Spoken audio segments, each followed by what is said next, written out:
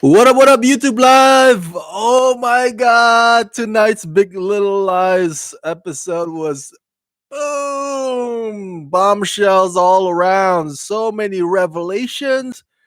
The secrets are out. Holy crap. I did not expect the show or the writers to be dropping so many bombs this early on in the new season. Holy smokes. Okay, so heads up.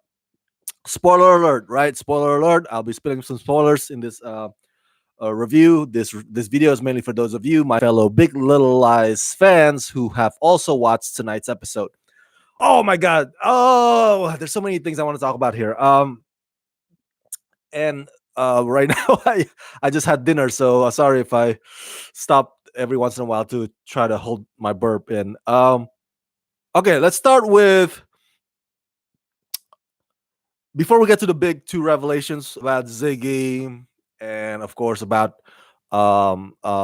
Madeline's infidelity. I just want to comment real quick. I want to open with this. That whole brief moment of like confrontation, not necessarily confrontation, but the moment that Madeline and Mary Louise had in this episode, where uh, Madeline says, "You don't like me very much, do you?" I'm paraphrasing, of course.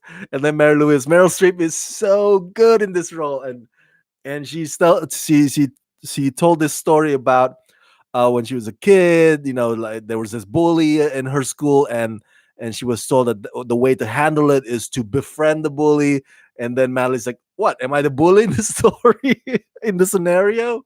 Um, and you see Meryl Streep's Mary Louise kind of explain her reasoning with that scenario, but at the same time, as she did that, she kind of placed her crucifix necklace on her chin, or like kind of playful kind of way. um I love that. That just goes to show once again why Meryl Streep is so much fun to watch on the screen, whether it's small screen like this or the big screen. She is very um she knows how to come up with either expressions or things to do, uh to make to convey what her character wants to say and make it interesting for the audiences to see, as opposed to just like she straight up just confronts Madeline and that's it, which is totally fine. But the fact that she needed to, like, what, let me place my necklace in kind of playful way, kind of on my chin. That's Meryl Streep for you, man.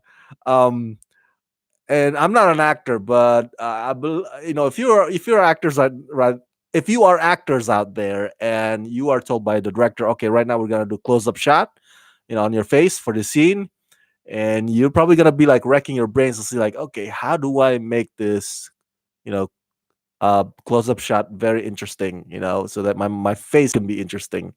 Oh, let me do this or do that. Maybe go like this, kind of rub my eyebrow a little bit.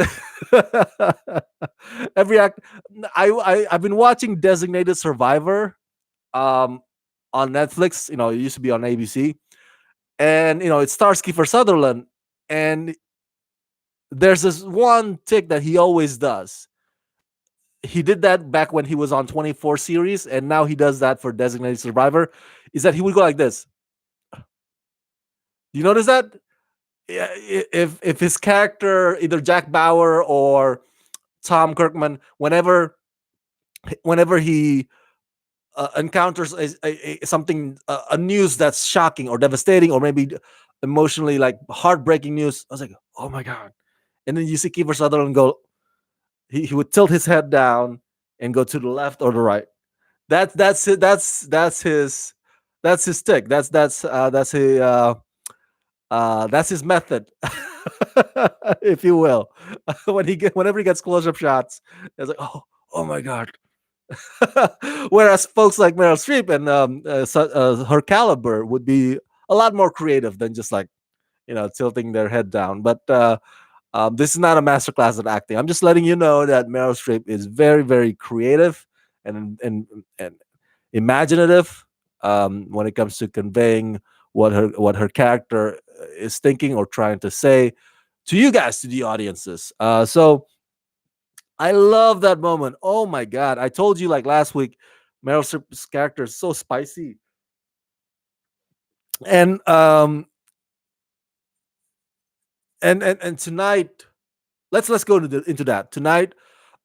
Celeste, Nicole Kidman's character, after the big secret is out about Ziggy, um, she has a moment with Mary Louise, Meryl Streep's character, and you could tell that Mary Louise was in denial. She's like, no, no, my son could not have done that. Like, if he beat you up, why didn't you go to the police? And then, and Celeste try to explain to her, like, because we had this sickness, that and it's like, no, no, no, no, no, there's no way, there's no way that he would rape that girl. Maybe that girl, maybe something's wrong with her, maybe she's a tramp, maybe she's been around, maybe, who knows, maybe that's not Perry's kid, maybe she's been with people. And um and uh, my reaction to that is that I get that a parent, I'm not a parent, but I get that a parent would be defensive or protective of their child's reputation. In this case, her dead child's reputation. Raping somebody, that's a big thing, to wrap your head around. So I get it. I get that she would not want to accept immediately the fact or the cold hard truth, that she would be in denial. That's kind of like a normal reaction, actually, especially for a parent who love their kids, and she's that kind of parent. um but at the same time, man, oh man, whatever that Celeste told Mary Louise, it could not get through to Mary Louise. But that scene of them two, it ended with Mary Louise saying, "Oh, you left out a lot of things. You left out this part. You left out that part. You left out the other part." I don't know why I'm shaking my head like, what, you left out that. Ooh, all right. I see how you play this game over here in Monterey. Um, and so I to my point that I made last week in my review of episode 1, how I told you that there was no need for season 2. Like, really, it should have been just a limited series. It ended with season 1 and that's it, with the death of Perry. Season 2 with the whole thing, oh, what if we get caught, the fact that he did not actually fell on himself, that or by himself, he got pushed, to me at the time, I told you, like, I don't know if that's compelling enough for an entire season to be built around that. But now, after tonight's episode, with Meryl Streep's character Mary Louise really, really, like, oh, you left out a lot of things. I'm gonna get to the bottom of this. That gets me, you know that gets my excitement and curiosity pumping. I'm like, okay, I want to see Mary Louise really. um I want to see if she could actually, get to the bottom of it. Now I want to follow that journey. So, um, that to me, I think is a pretty compelling, pretty strong enough reason to stick around. Okay, let's get to the next arc here. Before we get to Ziggy and Madeline's infidelity, um, the whole story arc about Bonnie. Bonnie Her husband called Bonnie's mom, was like, hey, she hasn't been acting like herself over the past year. And so the mom came, and they had this one scene in the restaurant, where she pretty much told the truth to both him and her, Bonnie. And I love that. I love that part because she's not siding with either of them. All right, she at that moment, she in that scene, she's not siding like, "Hey, I'm not taking sides with you or them." Like, both of you are at fault. Um, like, hey, you didn't see that your wife started having this, starting to close herself off since that whole student gala incident with Perry. You can't put two and two together. Come on, man. Are you an idiot? Basically, that's what she's saying to him, and she's saying to her like, hey, like your mopey dopey crap, man. It's bring everybody down, including your husband. So it's like a truth bomb right in their faces, and sometimes that's what they need. Sometimes that's what people need. Um, the mother-in-law, or Bonnie's mom, has a very upfront, straightforward way about it.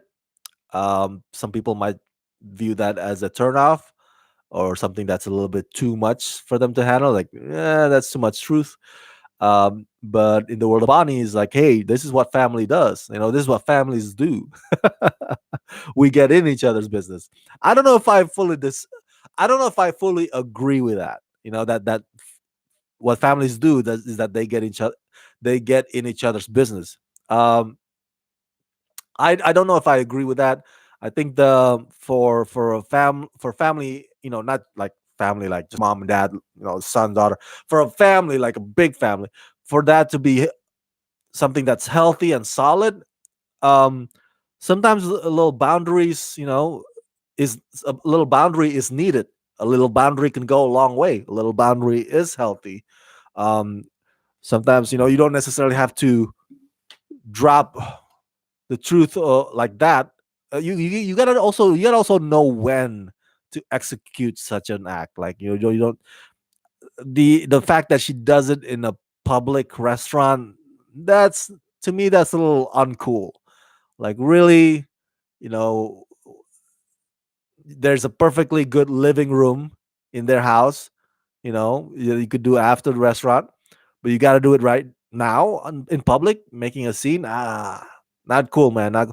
You're not gonna get the positive response from Bonnie and her husband when you out them in public, right? That like that, for kind of praying eyes, like, whoa, what's going on? Um, they're just gonna be defensive. So yeah, the truth bomb is healthy, but doing it in public, yeah, that's counterintuitive, counterproductive. So, and at the end, it does. The fact that her mother is there turned out it was kind of helpful indirectly, because after that restaurant scene, you can tell that Bonnie and her husband they both now have a unifying, or a common villain, if you will. Not that her mom is a villain, but uh, because she pressed their buttons, and now they're like, oh, we got to stick to each other. We got to support each other. Like, so she's like she's like in his arms, like, oh, please, baby, be patient with me, stuff like that. So maybe so turns out there was some good that came out of that whole confrontation in the restaurant anyway. After all, despite, like I said, the downside of having to put that all on the table in the public's eye, or in front of everybody in the restaurant. But now they're like, oh, they're both like, oh, the mother said this about me, or the mother said this. So it, that that is one strategy that any moderator, in the middle of a debate between two opposing entities or parties, one strategy that you can do to get those two differing opinions to actually side with each other, even for a few minutes, is by giving them a common person to dislike. And in this case, that's Bonnie's mom. All right, so let's get right to to the bombshell, and then I'm gonna end my review with my comment about Monterey. The first bombshell is Ziggy. Um, the fact that Ziggy is Paris. Um, I guess I don't mean to be mean. I guess you could say bastard child. But because Perry raped Jane Chapman years ago, and the Monterey Five, those ladies found out about it. on that night, the student gala night, just moments before um, Bonnie pushed Perry down the flight of stairs. Okay, so turns out in tonight's episode, Maddie's ah, she's such a busybody, man. Maddie's uh little daughter, Chloe, she overheard her mom gossiping about that. And so she told Celeste's kids and Ziggy and everybody in the class about it. And again, I don't mean to be mean, but if I were Maddie, all right, um, and I found out that my daughter or my son was revealing secrets that big to the whole freaking class, um, without permission, without me telling them, hey, you can, uh, excuse me, without coming to me and asking me first whether or not it's okay to share such an information, I would be pissed at my daughter and my son. I would be like, not only would I take their phones away, not only would I ground them for a month from any activities, they would have to do extra chores to make up or to make amends for their, because dude, that is not cool. That is not cool. And tonight is like, I know it's kind of funny when the daughter, I think her name is Chloe, right? Chloe, yeah. When um she comes to the room, she looks like, right? She looks like she feels remorseful. Oh, is dad angry at me? I don't mean to be, it's like, oh, and then by the end of it, she says, can I have my phone back? I know. To some of you, that's funny because she's always, she's one of those kids that's always on her phone, and that's the generation today. But man, if I were Maddie, if once Chloe says that last line, "Can I have my phone back?" I would go lose it, man. Not abusive lose it, but like, really, you want your phone back?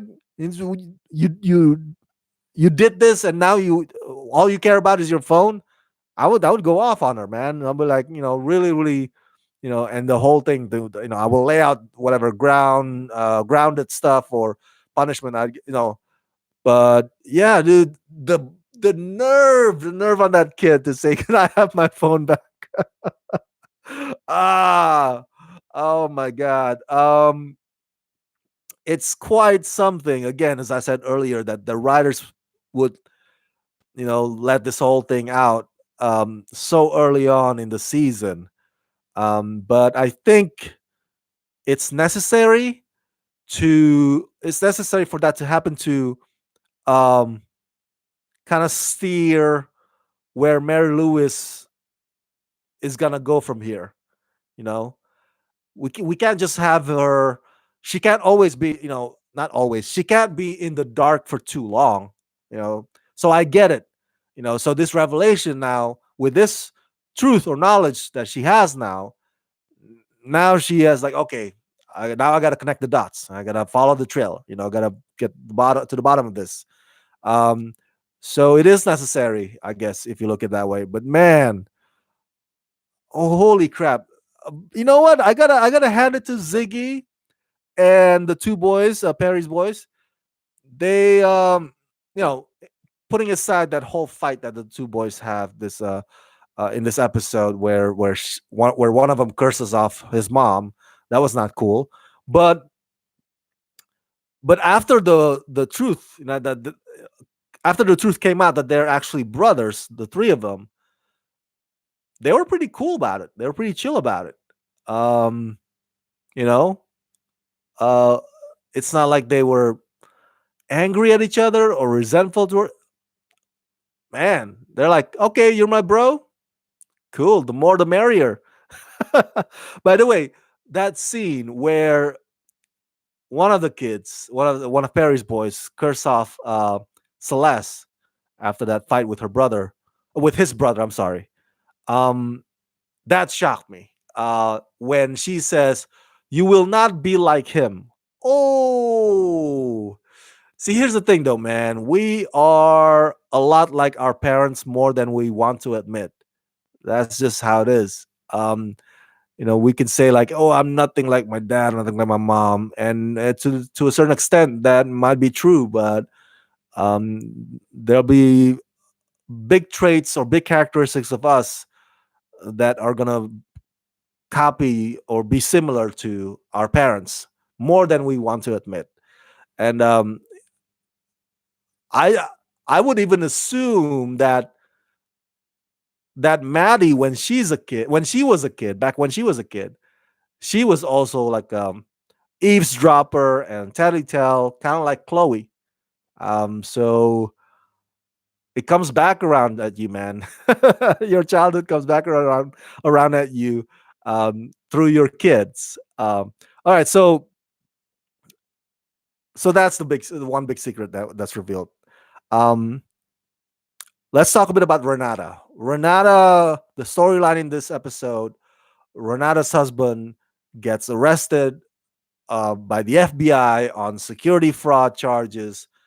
And apparently, if I'm not mistaken, he also um, puts, I don't know the details. You can correct me if I'm wrong. Puts their ranch or their or her money at stake through these shady business dealings.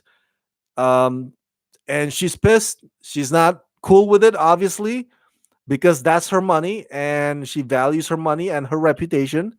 And now that's all tarnished by her husband. And there's a scene in this episode when she sees him in prison, and they talk to each other through the phone. That's how they do. And she gets really angry. Like, what? What? We're gonna lose what? What did you do? And she ended that with like, I will not be rich. I tweeted how funny that line is. She says, I will not be rich. Wow. That does not surprise me. That is so Renata.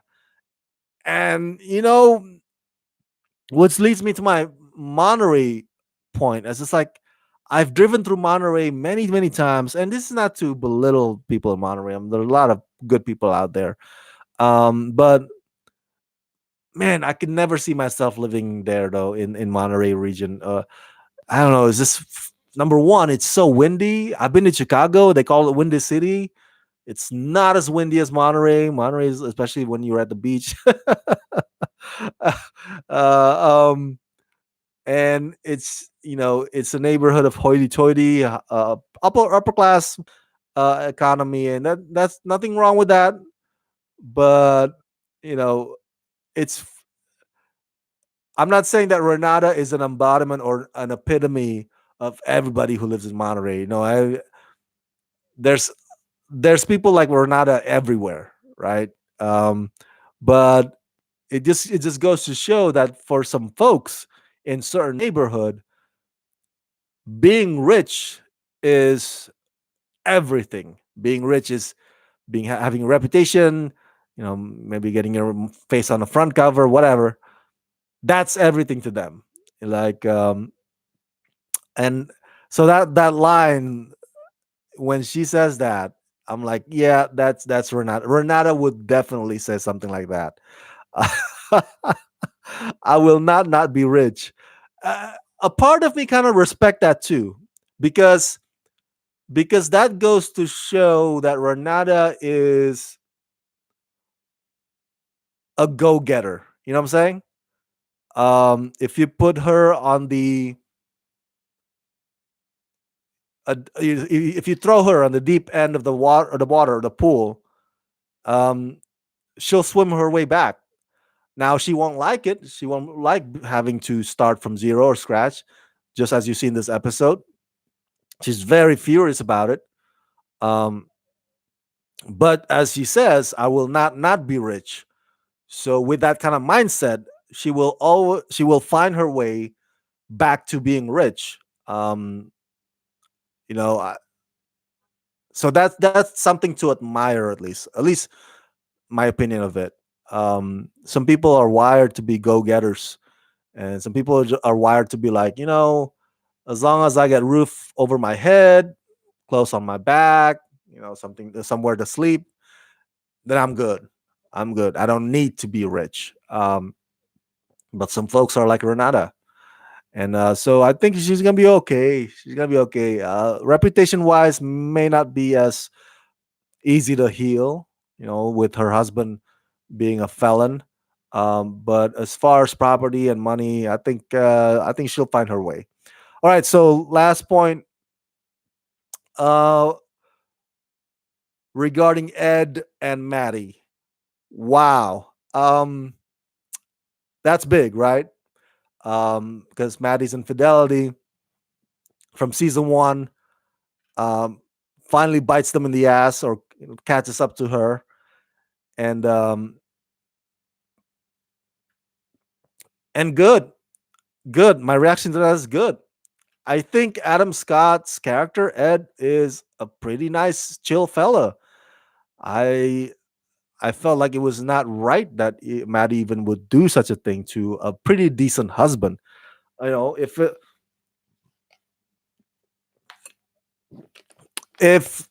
example, if Ed was as abusive as Mary, and then Maddie found comfort with another man, a shoulder to cry on, whatever, right? Then I would understand. Probably I would not be as harsh at Maddie about having an affair if Ed was a dick. But I mean, Ed is not perfect, as we all know. But if he has a sin, it's just that he's that he can be a dork sometimes, sometimes clueless. But does he deserve an infidelity like that? Or that he the other reason that he got angry is that his wife kept that whole secret about Ziggy, and Perry from him all this time. And I would be pissed too, because supposedly if you're in marriage, you tell you tell your spouse everything. I guess that's probably why I'm not married yet. I'm not ready to share 100% of my past, my secrets, my habits with somebody else. But if you made that commitment, if you made that vow, damn man, and then putting aside infidelity, but you keep your husband or spouse or wife in the dark or out of the loop about certain things, and then they find out, yeah, they're gonna feel betrayed, you know even if you don't put your dick in somebody else's woman, or if you don't bone somebody else, it's still the fact that you don't share your 100% everything with that spouse, that would hurt them. So Ed and Maddie are now done, and we'll see how that goes out in the end of the road for both of them, especially for their daughters, Chloe and Abigail. I keep forgetting their names. I'm not good with names. I'm sorry. Oh, I forgot. Lastly, I want to comment also on Celeste, and her therapist, right? Yeah, therapist. So there's this moment in this episode when Celeste is told by the therapist, or the therapist tells Celeste, like, okay, close your eyes and imagine your husband abusing you. The reason why the therapist uses this strategy is because she can tell that Celeste still feels like, oh, I miss my husband. I'm very fond of him, even though he beat me up. Um, and the therapist is like, why do you feel sympathy for your dead husband? Dude, the man beat you up all these years. And I'm not a psychologist, but it's one of those sickness where um, a lot of couples have this, like, oh yeah, she beat me up, or he beat me up, but he didn't mean it, like, oh, she didn't mean it, like, oh, afterwards we have makeup sex and it's okay, or like, oh, yeah, so what if he throws me across the room, like, oh, but he's good to the boys, or she's good to the kids, like, she's a good dad, or she's a good mom, or he's a good dad, like, I can't leave them, or I can't leave my husband, I can't leave my wife. So what if they beat me up once in a while, like, so there's that. There are folks that are like that in a relationship, or and so the therapist, her method in, like, close your eyes, think back, or remember, take yourself back to those moments when he beat you up. And even after that, after she opened her eyes, she's still like, she has a bit of, like, oh, like, she misses him, a bit of affinity for him still. And so the therapist is like, oh, this isn't working. Okay, okay, close your eyes again.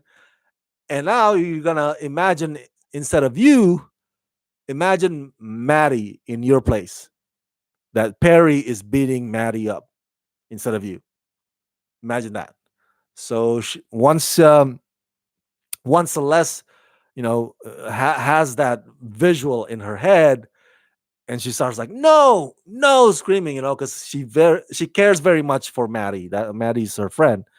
Um, so that's a very effective strategy. I think that's, I've seen a lot of shows about therapy, or psychiatrists, like The Sopranos has therapists, and what else? 6 Feet Under.